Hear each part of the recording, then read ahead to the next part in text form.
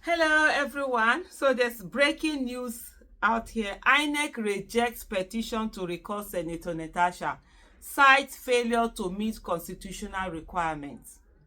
The electoral body made this revelation on Thursday afternoon in a post on its official X, formerly Twitter handle. The Independent National Electoral Commission (INEC) has declared that the petition seeking the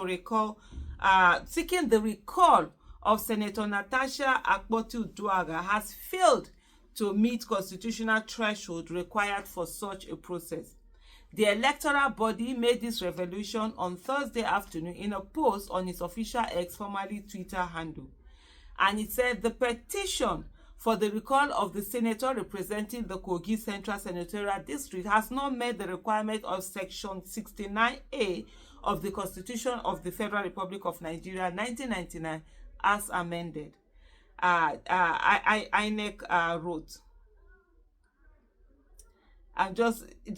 oh my goodness, just the latest twist. I don't know what's going on. The network, I'm reading it, is just going on and off. The latest twist in the recall saga comes barely a week after INEC initially accepted the petition following the submission of contact details and addresses by the petitioners. INEC's sudden rejection of the petition raises questions, especially considering that just days ago, the Commission confirmed it had moved to the verification stage to determine whether the petition had the support of more than 50% of the 474,554 registered voters in Kogi Central Senatorial District.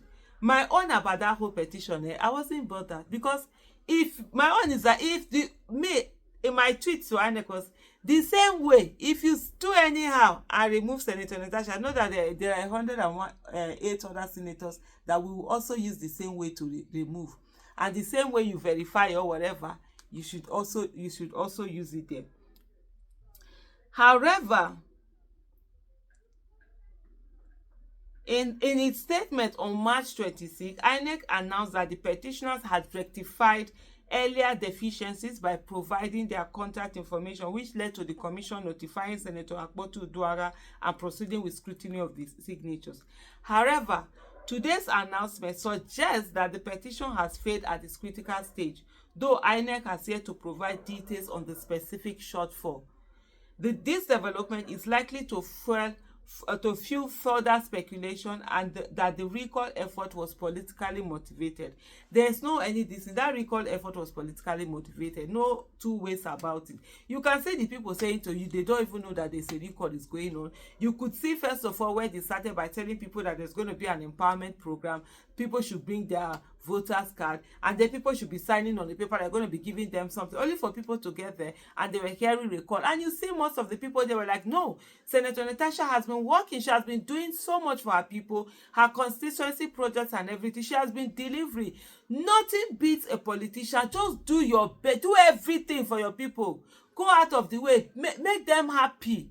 It's not about you. Do it for them. Do your work. Your people will be out there supporting you. And this we've seen. We've also seen the main leader of that thing is a government employee. She's one of Governor Ododo. That one must say, when they are talking about governors now, Ododo will be standing up and answering governor. Kai, Nigeria will lie. Shame on us. The kind of nonsense we are lying in our country.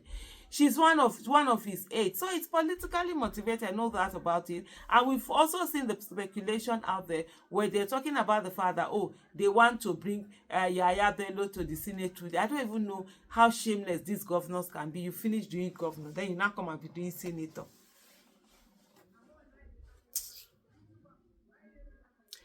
The move to recall Senator Natasha Akpoti-Uduaghan has been engulfed in controversy, with allegations that political allies of former Kogi State Governor Yaya Bello orchestrated the process. Akpoti-Uduaghan has been an outspoken critic of the Kogi political establishment, particularly the administration of the former governor. Multiple reports indicated that some voters were deceived into signing the recall petition under the pretense of an empowerment program. The recall process is also facing a legal challenge. A federal high court in Lokoja had earlier issued an interim injunction restraining INEC from acting on any recall petition against Akpoti Uduaghan, citing allegations of fraudulent signatures. Yeah, they have to go, because you can't go and be signing people's signature. We saw videos that were shown, videos reported of the petition process where they were going on to go and sign, stay in one particular place and just be copying people's signature and just be signing anything.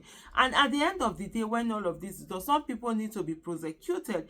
People need to pay. You can't just come and forge somebody's signature just like that. The case is scheduled for hearing on May 6, 2025. That's the case on the forged signatures. Well, I just don't, in Nigeria, it's just so unbelievable that the people who are actually working are the ones who are being, hounded by all manner of people. Let me just go to the INEC this thing itself, INEC Twitter handle, now known as X, and look at some of the comments that people have there. Kisley said, you already knew it was a sham. Now this is not enough. The world knows that signatures were forged, which amounts to identity theft, which is a crime under our laws. You have to hold any individual who represented that recall process responsible, hand them over to the authorities and let them explain how they gathered signatures of unsuspecting citizens just to push a selfish and devilish agenda. It will be a rape of our laws if nothing is done regarding the forged signatures. It will set a wrong precedent which would be injurious to upholding the laws protecting personal data in Nigeria. INEC needs to take a step further. If not, you will start receiving recall petitions every day. Recall petition for me, it's part of the constitution you do, but do it in the right process. Do it by talking to people. Let people sit down and gather petitions and gather the signatures themselves, not this whole thing. And then someone says it's coming back to INEC. Confused set of people frankly said, just days after mentioning it met your requirements and that you have messaged her for the recall, what made you make a U-turn? Finally, the name Yakubu is not disappointing us, says Archangel Jesse Halide. Nigerians need something to believe in right now. INEC must right their wrongs. If Senator Natasha is the first step, it's a good thing. What next, Mama? We need to be proactive. So they showed in the picture of this particular lady.